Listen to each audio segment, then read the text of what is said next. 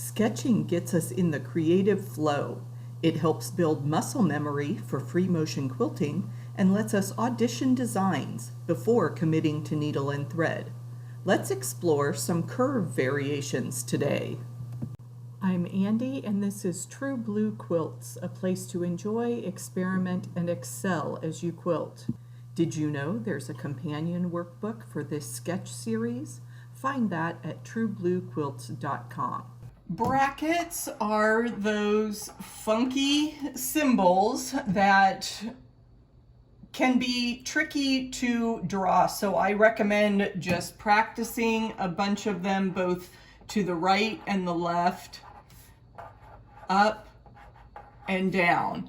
You have a curve and a point, so you want to think about curve and then come up to a point and then curve back out. Curve in, point, curve out. And for the jewel box block, I'm going to practice with those brackets and follow the path of continuous curve. Continuous curve was an early design in this series, so I'll link to that video. And with the continuous curve, I'm going to break the block into these 4 sections. So we're working with squares and then triangles. And with the continuous curve, you want to focus on the walls, then the ceiling, then the walls, and come into the other one, and going from the bottom to the top with that design while I'm talking is proving to be difficult. So this is a good exercise in all the different directions that you are traveling, and I want to keep this as continuous as I can. So I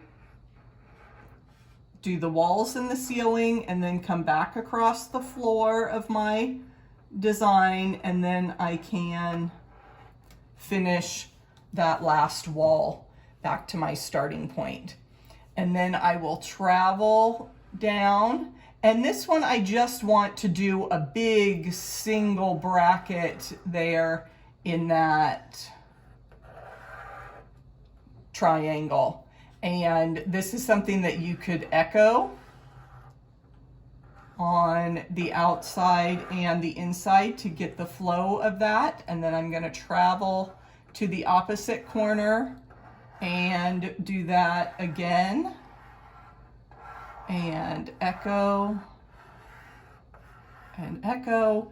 And then I can come down here to the middle of this block, and that will be easier to get my wall, ceiling, wall.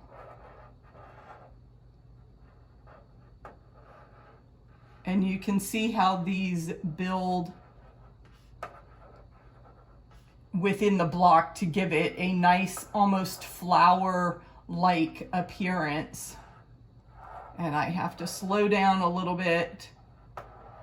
Some of these get a little bit wonky when I try to follow the previous stitching or drawing line that I was doing. I wanted to curve away from that line I'd already drawn, but that is a way to dress up your continuous curve with some bracket quilting.